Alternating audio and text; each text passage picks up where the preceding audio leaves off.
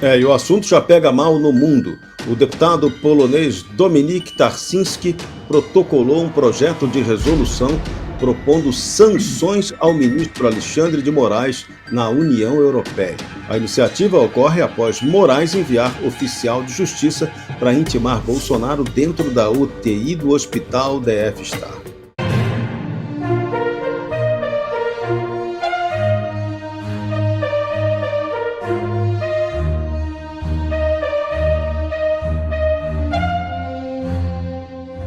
Cardeal, que foi condenado à prisão e envolveu o Papa Francisco em escândalo financeiro com gravação secreta, diz que vai participar da eleição. É isso mesmo. O cardeal Giovanni Ângelo Becciu, condenado à prisão por envolvimento em um escândalo de corrupção no Vaticano, afirmou que irá participar do conclave, mesmo com a Santa Sé tendo excluído da lista de eleitores. As declarações foram feitas ao jornal italiano La Unione Sarda.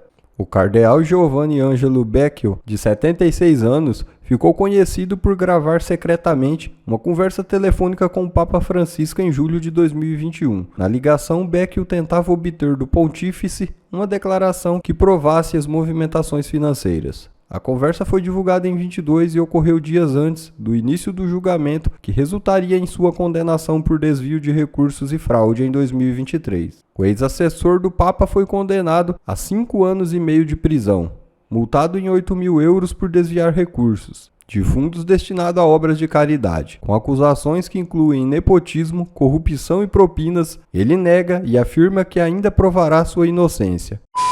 Falando em corrupção no Vaticano, Lula, Janja, Dilma e ministros vão ao velório do Papa Francisco. É isso mesmo. O presidente Lula compareceu no velório do Papa Francisco, morto na última segunda em Brasília. Lula estava acompanhado da primeira-dama Janja da Silva e da cúpula dos três poderes. Na foto divulgada pelo Planalto, eles aparecem ao lado dos ministros Ricardo Lewandowski da Justiça e Macaé Evaristo dos Direitos Humanos, do presidente do Senado Davi Alcolumbre, do deputado Odair Cunha do PT e do assessor especial da presidência Celso Amorim. A ex-presidente Dilma Rousseff também foi ao funeral. Atual presidente do Banco do BRICS, ela não integrou a comitiva brasileira e partiu direto da China, onde fica a sede da instituição financeira.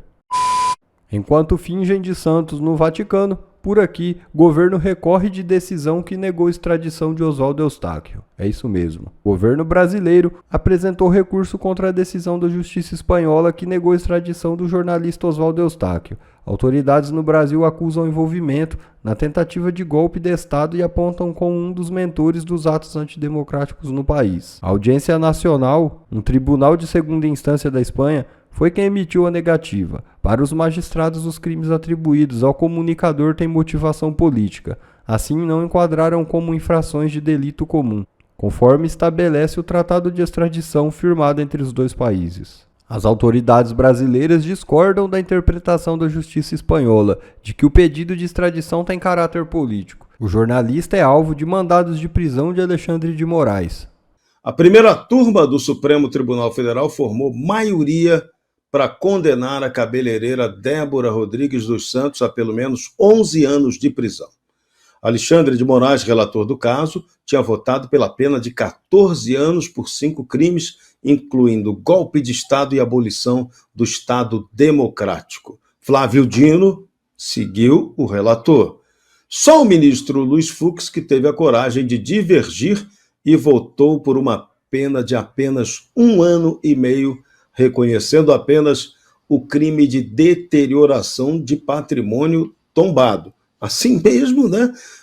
Passar batom numa estátua que foi limpa depois com sabão, talvez não configure esse crime, mas vá lá. O ministro Zanin seguiu Moraes, mas sugeriu a redução da pena para 11 anos, formando maioria pela condenação. O julgamento prossegue até 6 de maio e ministros podem, até mais na frente, alterar seus votos. Carmen Lúcia também votou pela condenação e segue o julgamento. André Marcília, era esperado, né? Mas os advogados da Débora não aceitam e acreditam que mais adiante eles possam apelar dessa decisão. Será possível? Apelar a quem? Será. Em tese, é possível apelar ao plenário. A gente tem aqui a primeira turma, em tese, você pode recorrer ao plenário. Qual o problema disso? Eles pautam isso quando eles bem entenderem. E, em geral, quando que isso acontece? Nunca. A gente está há 6 anos vendo decisões monocráticas e tomadas pelas turmas serem irrecorríveis. Porque está na mão do presidente, do próprio presidente do STF, pautar o que ele quiser. Aliás, é uma prerrogativa que também não apenas está sendo tratada como qualquer coisa pelo STF, como também pelo Congresso. Eles seguram aquilo, guardam no armário, guardam na gaveta e ficam eternamente com aquilo. Então, eu posso recorrer, sim, mas depende da pauta. E quem que pauta? Ninguém, nunca. E esse é o grande ponto. Essa divergência do Zanin, eu não vou nem comentar que isso, assim, se você vai condenar uma pessoa que riscou uma estátua há 11 anos, condena logo a 18. Tenha coragem então de ir lá e condenar a 18. Condena a 40. Põe lá a pessoa com tortura, põe nos grilhões, calabouço, enfim, faz direito, vamos dizer assim, né? Agora, eu acho que o Fux aí fez uma relativização realmente interessante. Quando ele colocou 1 ano e 6 meses, aliás, 1 ano e 6 meses, sendo que ela estava presa há 2, se a visão do Fux preponderasse, ela deveria pedir indenização do Estado por ter ficado presa para além do que deveria. Mas tudo bem, a visão do Fux não prevalece. E é porque a visão do Fux não prevalece que ele também votou dessa forma. Ele só teve coragem de votar por 1 ano e 6 meses, porque sabia que os colegas não iriam na dele. E agora a gente tem um ponto aqui interessante. O Fux ele permite com isso que haja um recurso para o plenário. Esse recurso vai acontecer quando o STF bem quiser. Eu tenho dito que isso é uma espécie de estratégia do STF que ele vai guardar no bolso para quê? Esse recurso ele vai guardar no bolso para se anistia, em tese, andar no Congresso e o STF acabar isolado, se ele sentir que o perdão vem do Legislativo e o STF vai ser humilhado de alguma forma, eles têm esse recurso para dizer assim, não, nós mesmos vamos conceder o perdão. Eles pegam esse caso Débora e espalham para todo mundo. Então, essa divergência do Fux é uma estratégia, por isso que eu tenho dito, o voto de divergência do Fux é muito mais para o Fux, é muito mais para o STF, é muito mais como uma porta de saída da corte, caso a anistia siga adiante, do que um voto realmente para Débora, um voto realmente para a consciência do Fux. É muita ingenuidade a gente acreditar que esses 5 ministros não se conversam, não se combinam e estão desalinhados. Darcio Bracarense, a defesa da Débora, ela apontou exatamente esse problema. Todos foram julgados pelo Pleno do Supremo no 8 de janeiro, só a Débora foi tratada especialmente pela primeira turma. Então essa ressalva que o Marcília está citando aí, que o Fux fez, pode ser o caminho para o próprio Supremo mais na frente e livrar a sua barra, né?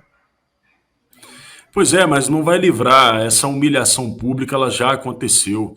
O Supremo está desmoralizado perante a população brasileira e agora em nível internacional. O mundo inteiro está acompanhando o que está acontecendo aqui.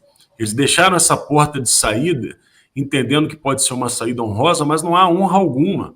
Porque quem assistiu essa condenação de casa, sentado na sua cobertura, foi Sérgio Cabral, condenado a mais de 400 anos, que está solto. Quem assistiu essa condenação foi Pezão, né? O sucessor de Cabral, que teve as suas provas agora eliminadas. Todos esses criminosos que saquearam a nação e que causaram muita dor e sofrimento para o povo brasileiro, está soltinha da Silva assistindo esse tipo de absurdo. Não há qualquer tipo de saída honrosa, não há honra nesse tipo de condenação. É lamentável, e mais lamentável ainda é ter um Congresso que não reage a isso. E pior, gente que foi eleita para presidir casas prometendo que iriam pautar a anistia e que agora estão dando para trás, Serrão. O filho de Jair Bolsonaro, Carlos Bolsonaro, vereador no Rio de Janeiro, fez uma postagem no X que é para chamar a atenção. A gente deve lê-la para você prestar atenção na gravidade do que ele diz. Carluxo escreveu no X: hoje, ao visitar meu pai na UTI, vi de perto a gravidade de tudo que ele está enfrentando. Desde a intimação cruel e desnecessária determinada por Alexandre de Moraes, seu estado piorou visivelmente. A pressão, que já estava alta, descompensa e precisa de mais acompanhamentos constantes. O fígado está sobrecarregado pelos remédios. Ele continua há quase 2 semanas sem atividade intestinal, alimentando-se apenas por soro, espécie de solução hospitalar. Sofre com soluços constantes, que o maltratam inclusive na dificuldade de dormir. Dor crescente e precisa de muito cuidado até com analgésicos, porque seu corpo está extremamente sensível. A responsabilidade por essa escalada de sofrimento não pode ser ignorada. Carluxo prossegue: o que está sendo feito com Bolsonaro ultrapassa qualquer limite. Não é só a saúde dele que foi desrespeitada. Isso é um desrespeito aos fundamentos mais básicos da dignidade humana. Mesmo em tempos de guerra, hospitais são respeitados. Mesmo em meio a fogo cruzado, há um código de honra que impede soldados de invadir uma UTI. Mas na guerra pessoal de Alexandre de Moraes contra meu pai, até isso foi rompido. A autoridade dos médicos foi desconsiderada, os protocolos foram desrespeitados e a vida dele foi tratada como detalhe. Prossegue Carluxo: a quem justifica essa violência dizendo que estava bem por ter feito uma live com os próprios filhos? Eu só peço, se coloque no meu lugar. Imagine ver alguém escolhendo o pior momento da vida do seu pai para lhe aplicar uma crueldade. E depois ainda debochar, dizendo que se ele tinha forças para falar com a família e com amigos em uma videochamada, então também tinha para sofrer uma ordem judicial. Segundo Carluxo, isso é coisa de gente sem honra, sem caráter e sem vergonha na cara. É revoltante ter que enfrentar tanta covardia enquanto muitos fingem normalidade.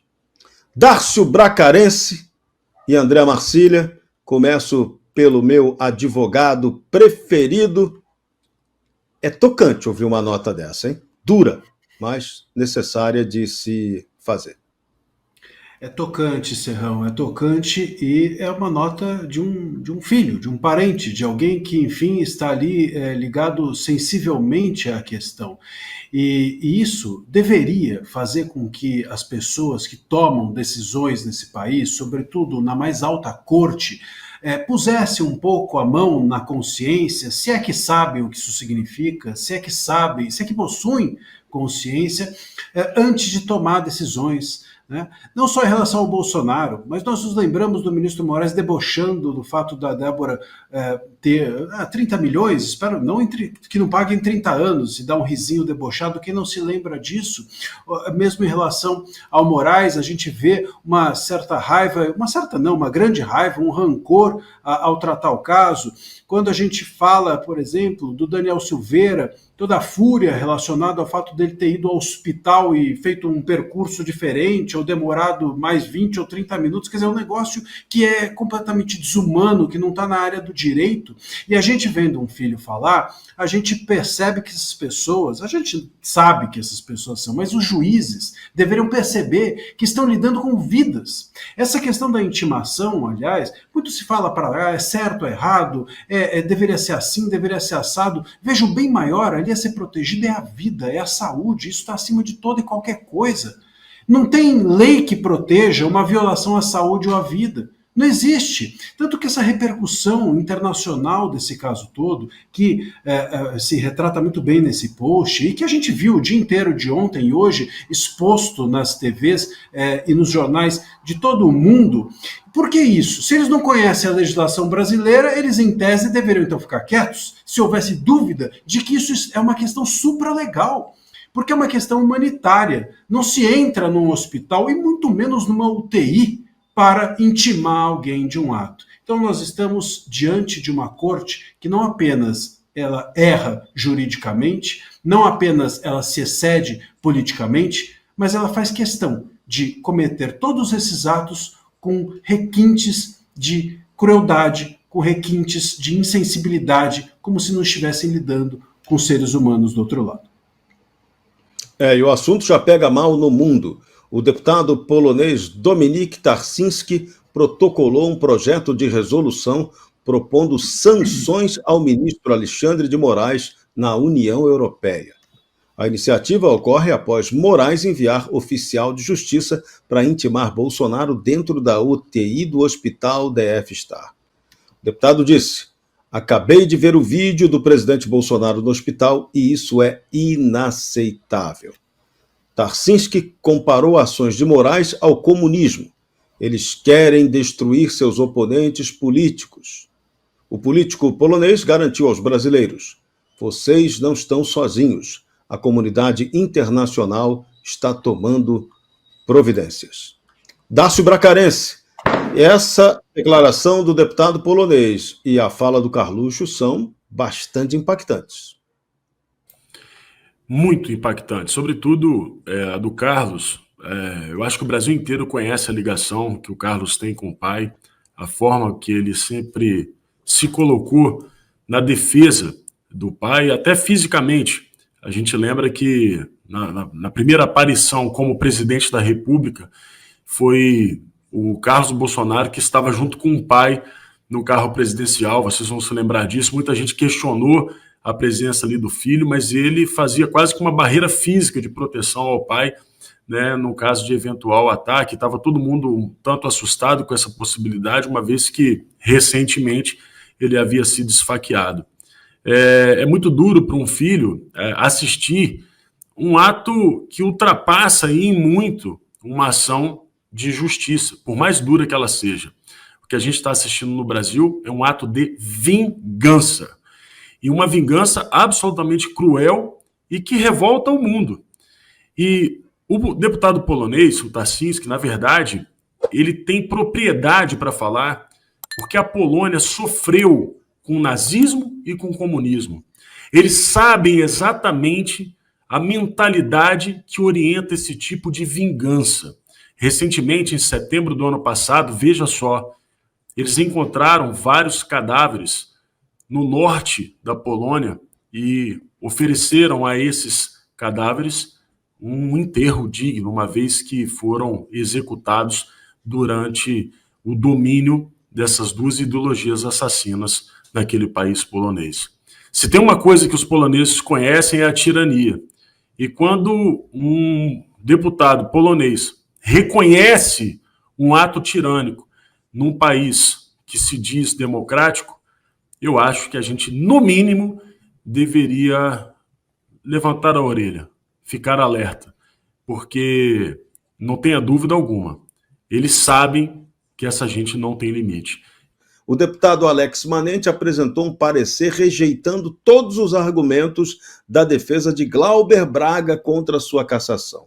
O relator descartou a alegação de que Paulo Magalhães teria sido parcial na condução do processo no Conselho de Ética da Câmara dos Deputados. Os parlamentares pediram vista do processo e a votação acabou adiada para a próxima terça-feira, dia 29 de abril. Caso os deputados votem com o relator, o processo de cassação será encaminhado para a votação no plenário da Câmara. O deputado do PSOL havia feito greve de fome por 9 dias em protesto e acabou encerrada após um acordo com o presidente da Câmara, Hugo Mota. Foi uma greve meio fake, mas parece que a cassação vai se aproximando, né, Dácio Bracarense? E não vai acontecer. Na verdade, ao ser encaminhada para a CCJ, a gente sabe que não vai ser votada nesse semestre, isso não vai acontecer agora, eles vão empurrar isso até o ano que vem já tem eleição, e aí acabou a legislatura. Foi feito um acordo, gente. Isso é muito claro. Eu acho que o próprio Glauber disse isso, confessou isso, né? Que foi feito esse acordo. Ele falou: não, esse semestre não vai ser votada a minha cassação. Se esse semestre não vai ser votada a cassação, só ano que vem. Então, ano que vem já tem eleição. Ou seja, não haverá cassação. Então, é óbvio que eles vão tentar manter isso aí vivo e essa discussão, mas a verdade é que, aparentemente, o acordo foi feito. Nesse caso aí, o Hugo Mota, ele é muito preocupado aí com a possibilidade de estabelecer uma anistia, né? Para o Glauber só, para a população não. essa turma está preparada para o desafio de ensinar inglês a você em uma semana de imersão de curso. O que você precisa fazer? É grátis. Apenas pegue o WhatsApp que está aqui na tela, 98 81 89 14 13. Ou então pega o seu celular, aponta para o QR Code aqui na página, vai direto para conversar com a turma do Daily Talks. E aí, você só vai pedir o seguinte: eu quero a bolsa de estudos de uma semana do Bradock, eu quero desafiar vocês a me ensinar inglês durante uma semana. Desafio será aceito imediatamente e você vai ver como vai ser bacana isso. E se você gostar, já sabe, o Bradock Show também garante que você terá uma super promoção para cursar este curso que é fantástico. Daily Talks, você não pode perder essa oportunidade. Ligue agora 98 81 89 14 13. Venha aprender inglês com os mestres do idioma. Você precisa assistir o melhor canal de notícias do Brasil. O programa que fala de tudo, que deixa você informado sobre tudo o que acontece no Brasil e no mundo. Ao vivo, todos os dias, no YouTube. Clique aqui e se inscreva.